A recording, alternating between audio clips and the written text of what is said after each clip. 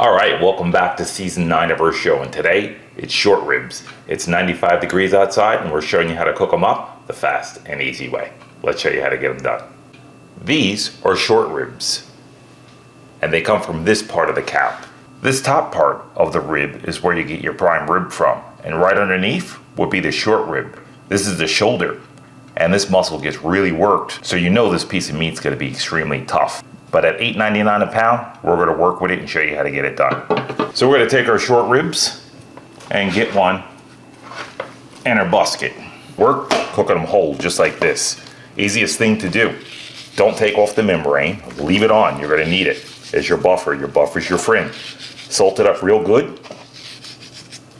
Most people would ask me, why are you salting the back of the membrane? This is going to suck the moisture out of it and just make it fall off. Or even going to season it for those that like to suck the bone, like myself. All right, there you go. Get all the meat off the bone, waste not, want not. I'm going to flip this over. This is a nice rub, garlic powder, onion powder, paprika.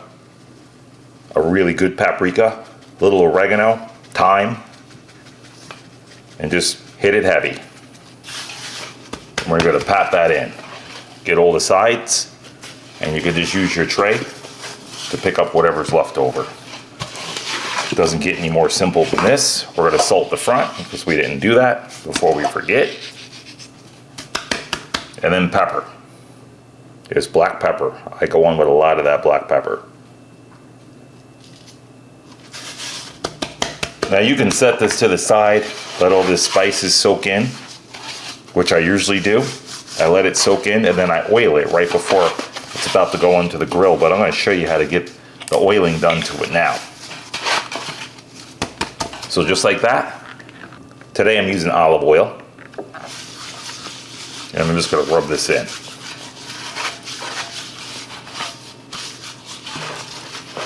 How easy is that? It's done. I did tell you I was showing you how to do it the fast and easy way, right? And there it is, just like that. And the back of the membrane, we can rub that in just a little bit, and there it is. Doesn't get any more simpler than that. So I'm going to take these, put them in our fridge just for a second until I get done with the rest of these. Get them out onto the grill. They're going to cook at 300 degrees. These cook nice. They hold up to a lot of heat, and they can take that heat. You're going to cook these at 300 degrees and just let them go. Don't even wrap them, and you're going to go into their fork tender. There's no thermometer on this one. If you use a thermometer, it just makes things harder. There's no wrapping, there's no thermometer. Just put them on and let them go. All right, I'm gonna finish seasoning up the rest of these guys, and then we're gonna meet you guys back here and show you how to cook some beautiful sides and get these on the cooker. So stick around, don't go anywhere.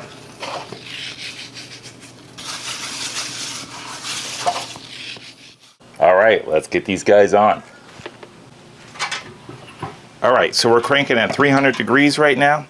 My fire is banked to the side. I'm cooking with pure wood. I got pecan and oak in here, white oak.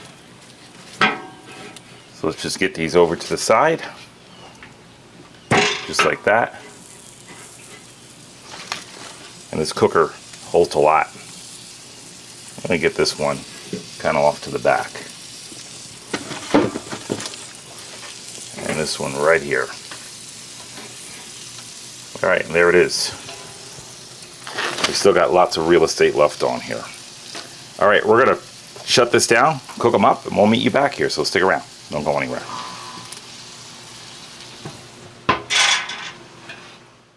All right, we got that smoker humming along out there. Nothing screams tradition than boiled peanuts and cured meats. Let's show you how to get this old school recipe done.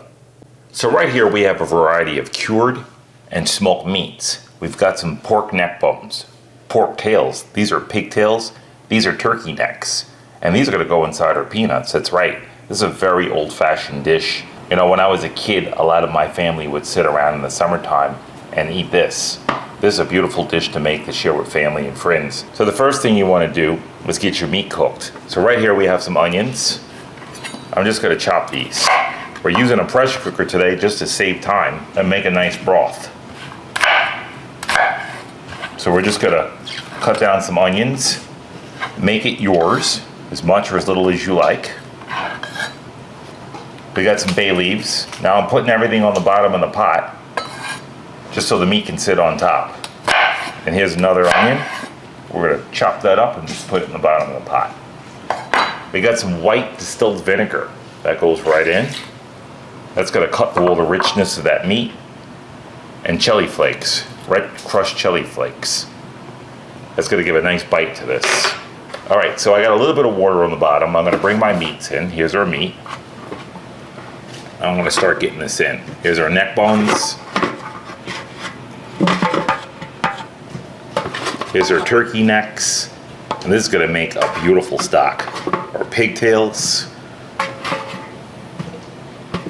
Now you guys let me know in the comments how many of you guys ever seen this or heard of this before. This is the deep south for you right here. And then we're gonna bring our water in. We don't need stock because we're making a stock. So here's our water.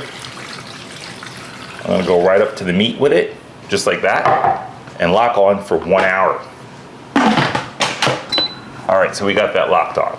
Here are peanuts. Now, these have been growing in the dirt. You can feel them. They're very grainy from the dirt, so we're gonna wash them well, and then we're gonna boil them. These took about 4 hours to 4.5 hours total boiling time to your tenderness. The first boil is just gonna be to get them rinsed and get all the dirt out of them. Once we bring the dirt out of them, we'll be able to finally cook with these. Let me go to the sink and wash these off, and we'll meet you back here to show you what's boiling them up. Don't go anywhere. All right, we got our peanuts rinsed and ready to boil. Let's show you what to do from here. So we've got all of our peanuts, we've got some water. Now we've got a large pot. This is what you want. You want to just boil this for an hour in a large pot and make sure it's got plenty of water. We got some salt going in. A couple of nice pinches of salt. And then what you're gonna do is just mix it. And that's all you gotta do. On the stove we go 1 hour. All right, we're gonna put this on high heat. I got the lid on. Make sure you have a lid on. Bring it up to a boil. We're gonna drop it down on low and let it go for 1 hour. We'll meet you right back here, so stick around. Don't go anywhere. All right, 3 hours in. Look at those guys. There's no need to baste them because they got plenty of moisture. And a lot of times that you guys need to baste these is because you're cooking on a grill that's not so insulated. A lot of grills don't hold that moisture. Something like a thin Weber kettle, it'll take that moisture out of there because the metal is so thin. So you need a really heavy gauged steel to keep that moisture. All right, I'm gonna shut down and keep my temperature. We'll meet you inside to finish up this beautiful cook. Don't go anywhere. All right, we got those ribs humming along nicely. They're looking right. The boiled peanuts are on their way, and we have all that nice meat in the pressure cooker. Let's show you what to do from here. So right here we have some corn. This is fresh ears of corn. We just got finished taking this out of the husk. And all we did was take a knife, middle of the corn, tap down, and that's it. We got some garlic, jalapeno. This is gonna go in as well. We're gonna cut up some of these bell peppers and some celery. Very simple, basic ingredients. And when everything is ready to put together, we're gonna show you what to do to season it with. So stick around, don't go anywhere. All right, our boiled peanuts are done. So look at these guys. So we're gonna take them out of this boiling water. I changed the water twice. This is the second time I changed it. And then we're gonna go into a nice pot with these.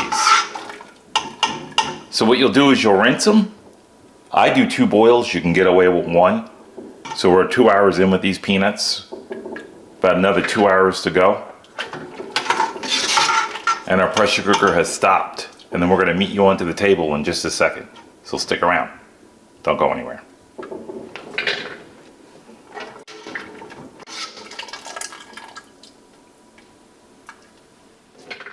All right, our peanuts are done parboiling. Let's show you what to do from here. So first of all, our pressure cooker has now stopped. So this is the meat that came out of the pressure cooker. Now take a look at this meat. I just want to show you this. This is the beauty of this dish. Now, in order to make this dish a perfect dish, you have to cook everything spot on. You can't have the meat falling off the bone. It has to be right before it's about to fall off the bone, and I can pull this off the bone, so that's where you want it. This is the tail. So that tail is just right there. You can actually just go ahead and pull the meat off the bone. So it's holding in fantastic. This is a turkey neck. So you can see the meat. See where it's at right here? You can pull it right off the bone. So all of our meat's done perfect. This is the broth that came out of the pressure cooker. We're gonna use that in just a second. Here are our peanuts. And look at them, they look good. They're still a little hard inside, so we need to boil these for a couple hours. All right, we got our garlic, celery, jalapeno, right in. Now, what my family did back in the days, they used Old Bay seasoning for this. Old Bay seasoning carries a lot of salt. So what I did was use the same exact rub that we used on the meat. The garlic powder, onion powder, a little paprika in there, a lot of paprika in there. Some black pepper. We're just gonna sprinkle some of this in here without all that salt. We won't need the salt because the salt's in the cured meat. And if you use something like Old Bay, just be real easy with it. Otherwise, you're gonna be stuck with some real salty peanuts. So just mix that in well. I'm gonna add a little bit more here. Gotta bring that seasoning, because most of this flavor is gonna wind up in the water. It's almost like a crab boil. Just mix it in real well. That's looking fantastic already. Like I said, we gotta cook this down for another 2 hours. So this is in layers. All right, here's our broth. I'm gonna go in with all the broth. You see those bay leaves go in there? And right before I get down to the end of the pot, I'm gonna stop. And the reason why I'm gonna stop is because if any little bones fell off of our meat here, it's in the bottom of the pot, which it is. See those little bones down there? So just stop right before you get to the bottom and you won't put that in your pot. All right, so we're looking right. Now I thought I was gonna have to top this off with water. And I might have to top this off with a little bit of water, which I think I will. Just because I know when it's on the stove for 2 hours, it's gonna evaporate, and we'll just go in with just a touch. But we made a stock, and that's all you need. And then right before it's about to come off, about 15 minutes before, we're gonna add our corn, and then we're gonna add our meat last second. All we wanna do is just warm that meat. We don't wanna cook it anymore. So we're gonna put it in here and just warm it up. Drop it in, 5 minutes, it's ready to eat. And that's it. All right, we're gonna put this back on the stove and then show you how to make a gorgeous slaw. So stick around, don't go anywhere. All right, we got those peanuts boiling away in the broth, and right now we're about to make you a little slaw. How about our own very special red, white, and blue cheese slaw? Let's show you how to get it done.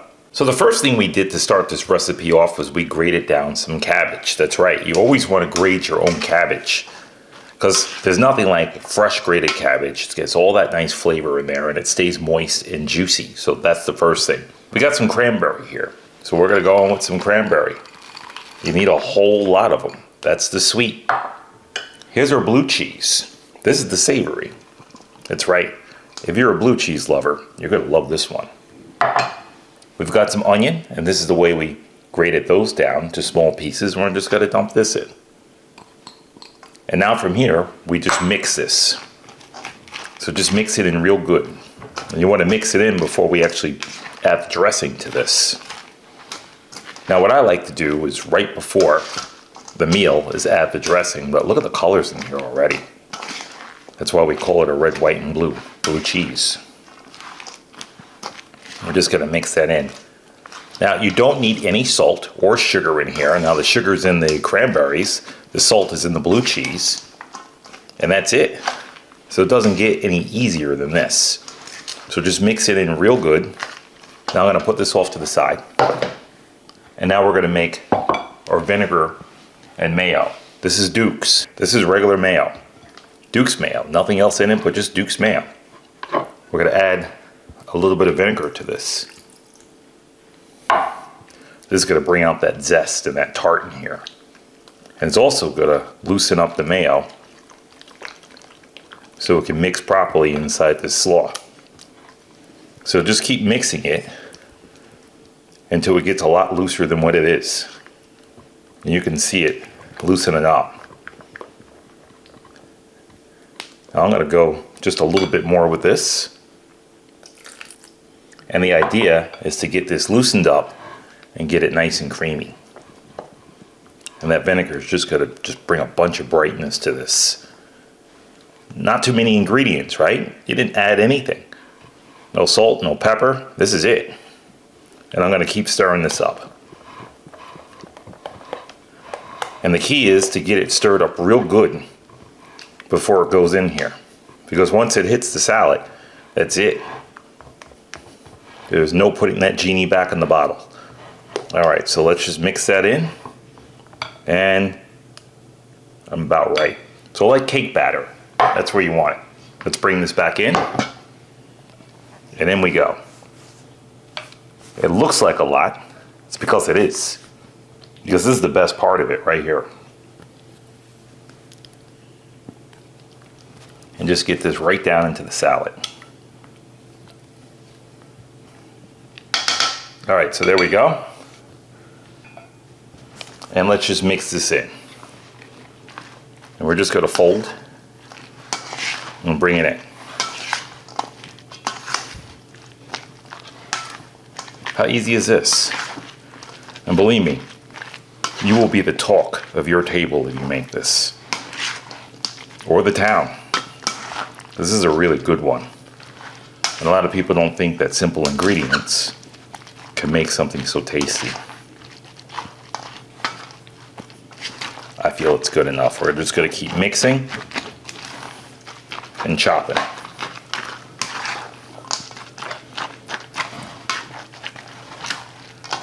That's about it. Now this is something that you can taste as you go along, but this goes on the consistency of that dressing that you put in. And there it is. I think this will work. Right when it comes out the fridge, we'll take this and we'll put it in a bowl. But let's give this just a little sample.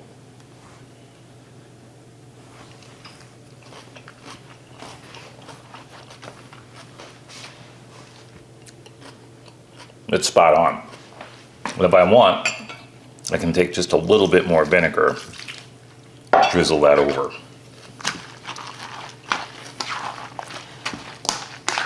Because I feel I don't have enough vinegar in here. I don't have that tang that I'm looking for. And that's it. All right, we're gonna get this in the fridge, and then we're gonna meet you back here, finish off those beans, pull that meat, cut it up, meet you on the chopping block. So stick around, don't go anywhere. All right, our peanuts are coming along beautiful. Check that out. They look great. Now it's time to add our corn. So we're almost there. We gave them a try. We're at that tenderness that I want. And now we're just gonna add our corn in. Told you it was almost like a crab boil. So just get all the corn in. You can even cut them into smaller pieces if you have more people on the way. Or if it's just two. And there it is. We'll get the corn mixed up down in here.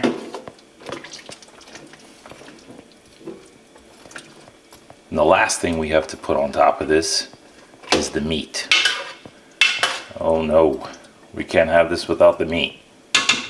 All right, there you go. And that broth in here smells beautiful from the meat. The peanuts taste like meat already. All right, let's go out and check on those ribs. All right, it is time to pull these beef bones. Take a look at those guys. Now they're looking fantastic. Now, this is my thermometer. See this? I just feel as I go around. And this goes right through. It's nice and tender. And that's what you want. Fork, tender. And then I pull them at the tenderness that I like. Now, I don't let these go long like a lot of other people. They'll go until they're falling off the bone. I don't do that. And I'm going to get them into a container like this. I have a lid to this. And I'll load them up in here. And I'll let them rest. Just put them right on top of each other.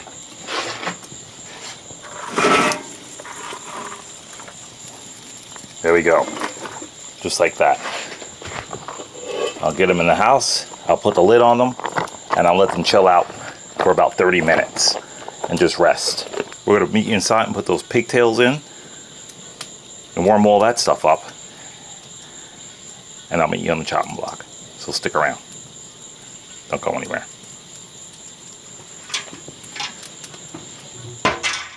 All right, it's time to show you how to serve our peanuts. So here's those beautiful peanuts. Neck bones, pork necks, turkey necks, and we have the perfect texture of how we want these. Now we don't want to ruin this. If we took this and dumped it in there, that's great if you're serving for one night and everybody's gonna eat it. But if you're gonna make a couple of meals off of this, what you wanna do is serve it like this. So take a smaller pot, determine how many people are eating. For example, it's just me and the cameraman. And then we're gonna just serve 2 pieces of corn. And then we got all these nice boiled peanuts. You kind of see where I'm going with this. And just take your broth and serve it up. This is gonna warm everything up. So just like that, and then put the hot broth right over the warm meat. And then you got nice peanuts in here as well. That's the star of the show, the peanuts. And now you got this nice peanut pot. Let's get some more in here. Maybe a couple more. And that's it. And that's how we serve that. Now we let this cool down. We can put this in the fridge. We put the lid on this, bring it to the table, and we're ready to eat. We'll meet you guys on the chopping block. Don't go anywhere. All right, we are done. It's time to show you how I keep my ribs warm and cut them at the same time. Let's get it done. So right now I have these ribs resting in this Dutch oven. This works beautifully. If you don't want to put them in the oven, this is it. I'm gonna open this up, and you don't have to waste any aluminum or wrap them or do any of that. So I'm just gonna take a rack out of here now. 30 minutes, that's how long these guys have been resting. Let's get them onto the chopping block. They're looking right. We're gonna take a knife, serrated knife, and we're just gonna cut into these guys. And I left the membrane on, and we're right through. Look at that. I'm gonna cut this one, and right through. And this is our last bone over here.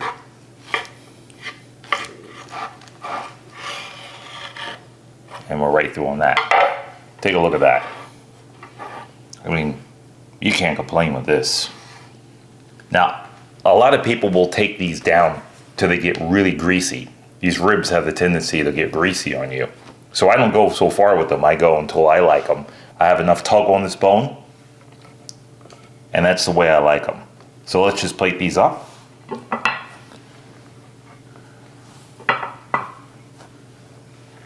Now I could plate up all of these, but right now I think I'm gonna run with these.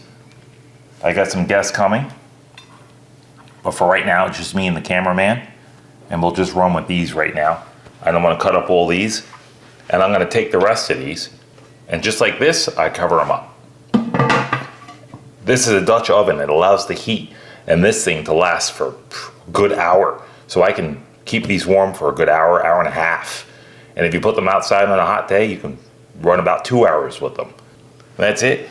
And we're going to meet you guys back here and show you how to eat these up and plate up officially on the chopping block. Don't go anywhere. All right, and here we are officially on the chopping block of season 9. Some amazing short ribs with a couple of fantastic, beautiful down-home sides. Let's show you what we got. All right, I know you just saw those ribs, but again, they're looking pretty amazing. 6 hours, easy cook, season, and I didn't baste them one time. That's it. We rolled them at 300 degrees the entire time through, and they do fantastic. And if you guys want to see an oven video of this, we'll leave a link in the description to an oven cooked one. Check out those peanuts. Beautiful, right? Bet you guys never seen this one before. And that salad. Red, white, and blue cheese. All right, let's plate up. So first thing I'm going to do is get some peanuts in this bowl. Now I'm just going to start with a small neck. It's a turkey neck. Get a little corn in here. Now this is just something that everybody sits around and eats. That meat took 6 hours to cook, so you have to have something. Let's get a little pigtail in here. All right, we'll just clean this plate up. Just like that she goes. This is how I like to do it. Now you can mix this up right before. And look how creamy and delicious that looks. You make this one, it's a showstopper.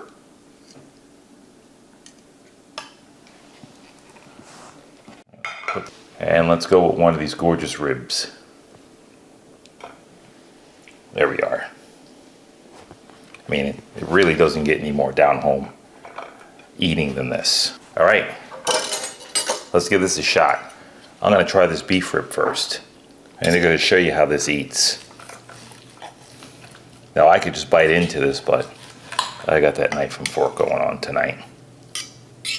Just to show you how easy this cuts.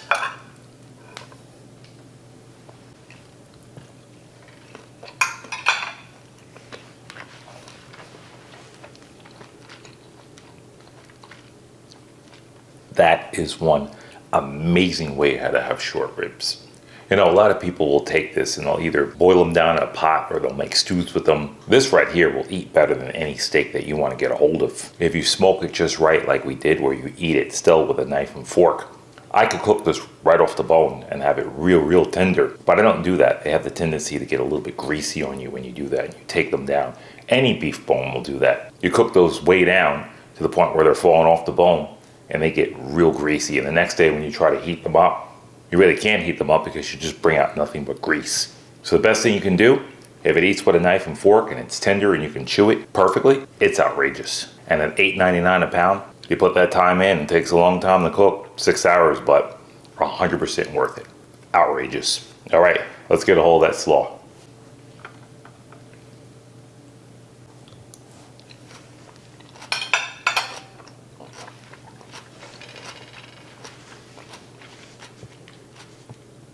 Wow, you need a salad just like that to actually cut through all the richness of the meat. The cranberry brings the sweet, blue cheese brings the savory.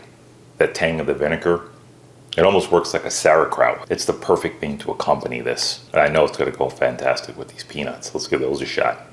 Like I explained to you before, this is something that you eat as an appetizer. I'm gonna show you these peanuts. So you would squeeze a peanut and just suck out all the juice and the peanut in here. Just like this.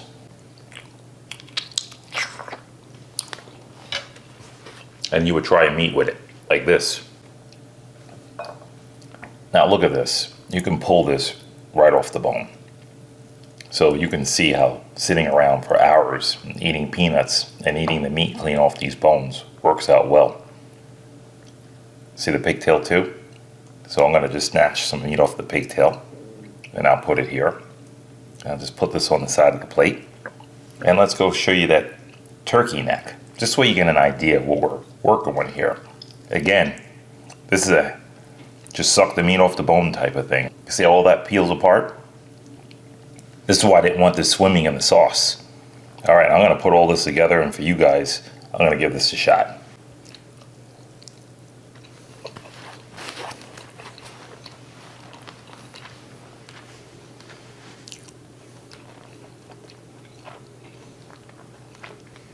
That is so good. You know, each one of these meats give their own unique flavor in this. The broth to the entire dish flavored those peanuts perfectly.